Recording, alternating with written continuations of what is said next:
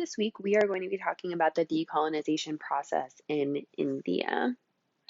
So, first, we're going to get a little background of the British in India, how they gained control, and how they ruled. We studied this when we studied imperialism, but just as a refresher.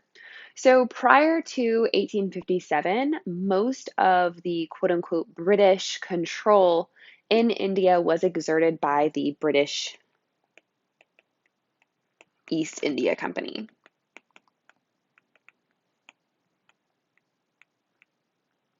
And the British East India Company had used its trade contacts and trade networks to slowly but surely acquire more and more political control over the Indian subcontinent. So, in this painting, what we see is one of the rulers of Mughal India, and he is giving the right to collect taxes to this dude. His name is Robert Clive.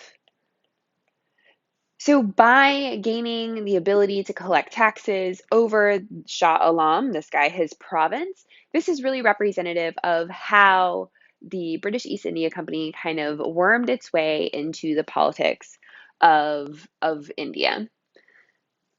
Over time, as time continued to pass between kind of 1764 and 1857, more and more land in India came under control of the British East India Company, and the British East India Company started creating their own army to enforce their policies in India. Their army was made up majority of Indians. These Indian soldiers were called sepoys. So they were kind of outfitted by the British East India Company, they were trained by the British East India Company, and they maintained the control of the British East India Company.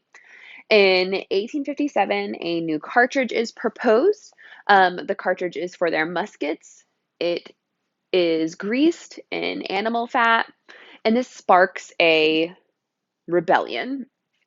Um, I think I posted a video or an article a few months ago about how actually they never planned to release this cartridge to India because they knew what a hot button topic it would be. But just the idea that they could kind of capped off a series of abuses that the sepoys saw. So the sepoys felt that they were being discriminated against by their British officers. They felt that their religions were being looked down on. Remember that a majority of India is Hindu, about 80, we'll say 75 to 80%, and the rest of India is Muslim. We'll say about 20%. Then we also have religions such as Sikhism, which is a syncretic or a blended religion. We also have Jainism in India, and there is some Christianity and Buddhism, but this is kind of where we're looking at a majority of the population. So they felt that they were being discriminated against. They felt that they were not being treated fairly or paid fairly. And it's also this rebellion is also, as it spreads throughout India, um, it's really just an anti-colonial movement as a whole. So yeah, it kind of starts with the cartridges greased in animal fat, but in reality, it's about way more than that. So at the end of the rebellion, the British government realizes that the British East India Company is really not doing a great job of ruling India. And so they pass a law that grants India the, I guess, political control of India from the British East India Company to the British government. And so in 1857, Queen Victoria becomes Empress of India as India becomes a kind of crown dominion. It becomes, in Great Britain, is called the paramount ruler of India. So, starting after this transition, we start to see the rise of nationalist movements after the Sepoy Revolt in 1857. So, the most important of these nationalist movements is what we call the Indian National Congress. It's also often called the Congress Party. It's still a political party in India today, or just abbreviated as the INC. So, the Indian National Congress is founded in 1885, and it's made up of a majority of English educated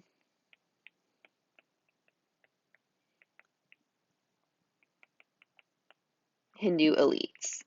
So these are not people who are representative really of all of the Indian population. For the most part, they see themselves as loyalists to the British Raj.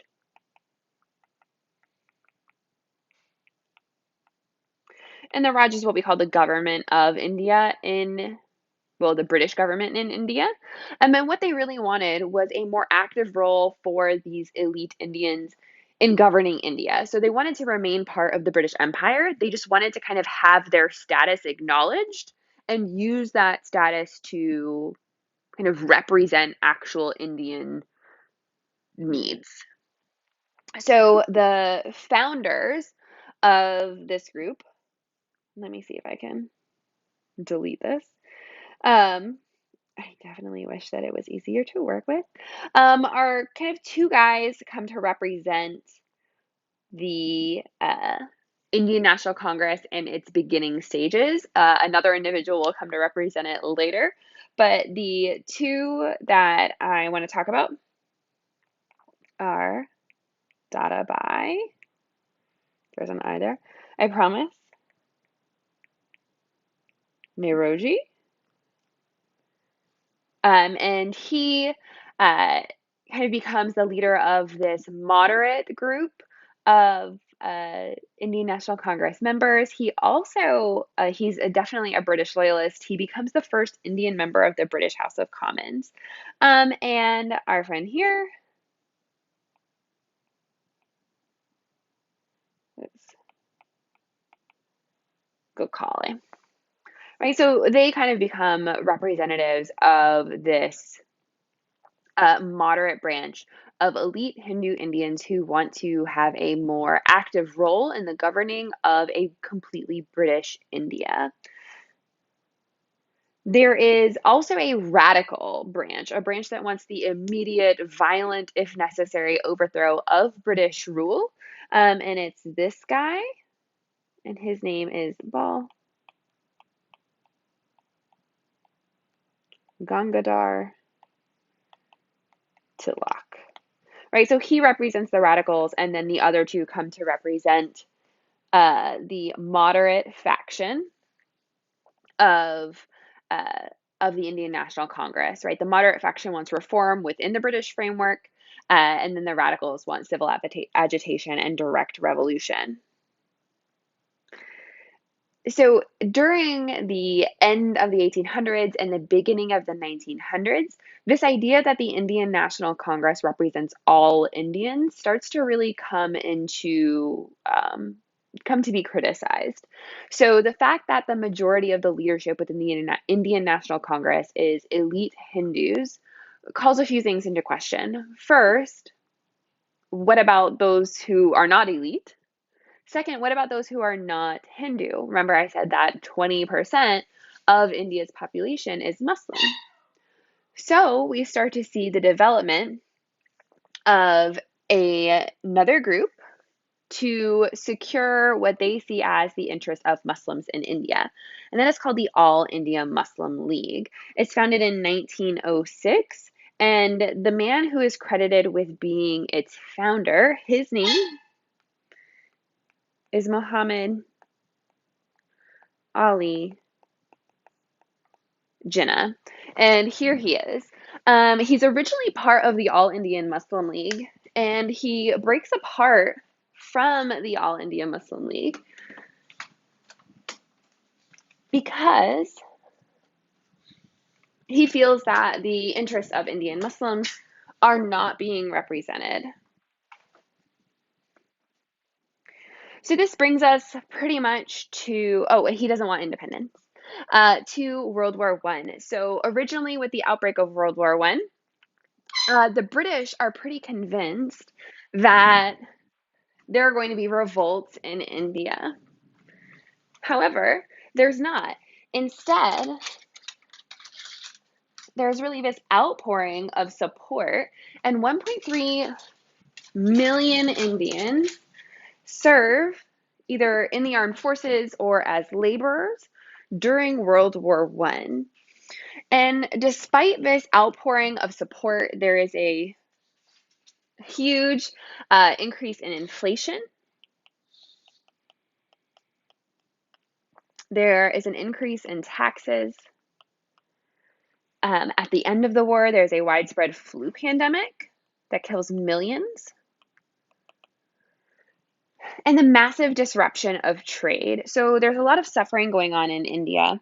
And so we see these nationalist movements that had been really quiet during the war because, like, gotta help the British, they start to resurge. And so we see not only kind of the outbreak of some, I won't call them random because they are organized, but of some organized bombing attacks on British government offices in terms of the violent nationalist movements. And then we also see the resurgence of the Indian National Congress and the All India Muslim League coming together about kind of trying to get more independence for India. So in 1916, there's what's called the Lucknow Pact. And the Lucknow Pact unifies the INC and the All India Muslim League.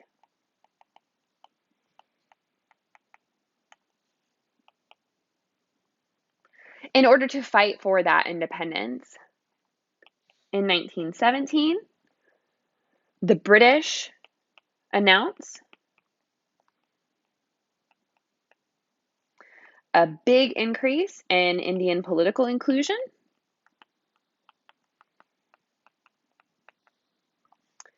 And in 1919, they establish a dual government where there are certain aspects that will be controlled only by Indians, and then certain aspects that will be controlled by the British government.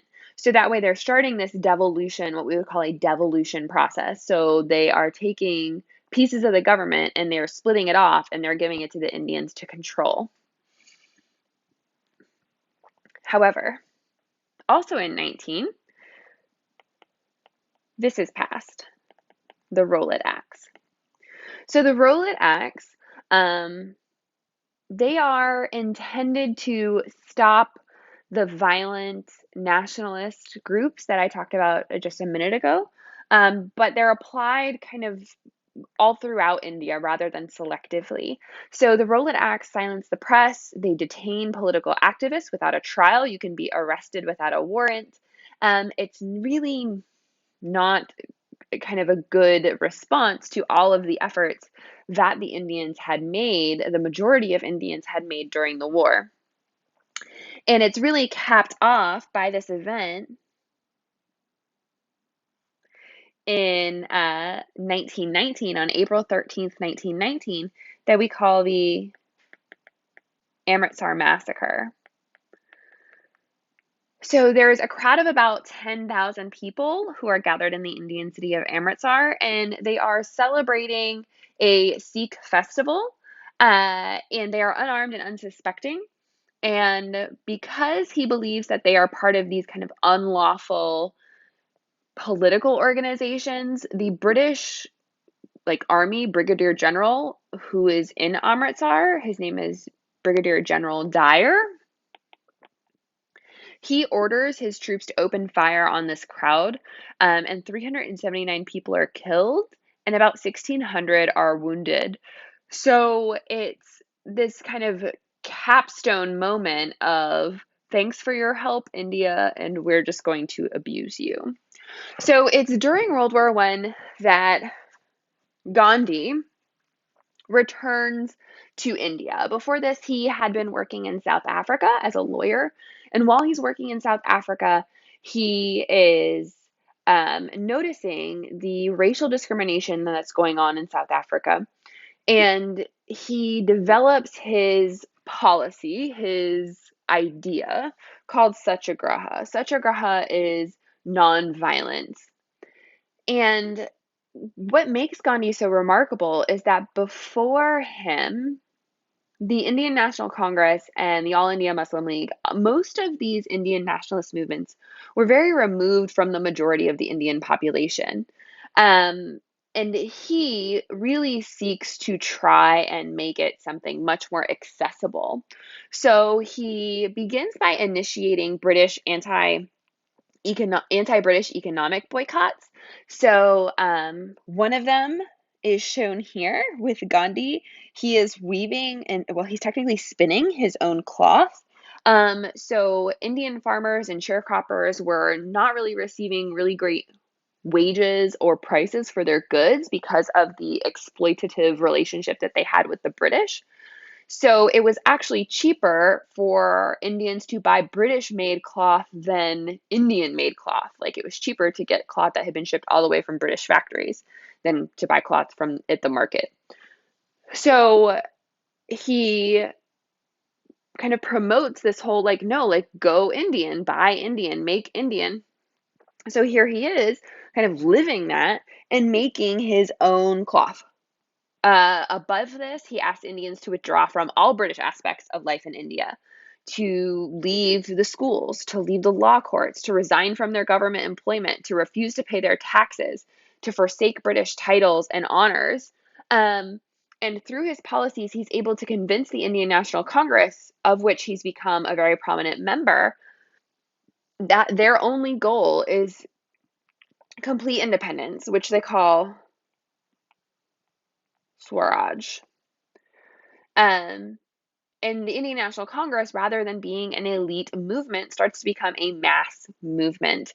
He's imprisoned multiple times for multiple years, the longest for 6 years at a time.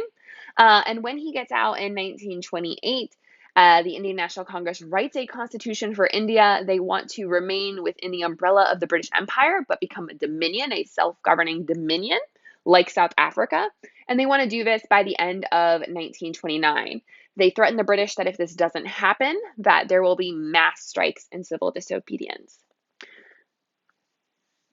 Then the Great Depression hits, and Gandhi continues his non-violent resistance campaign with the Salt March, which we see here, which you have already seen as well in our talk of the Great Depression.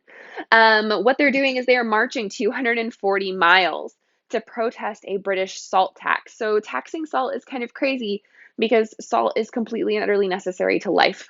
So rather than pay this salt tax, what they do is they march these 240 miles and they go to the sea to illegally make salt from salt water, to evaporate the salt water and just leave salt. He writes a letter to the British governor being like, hi, friend.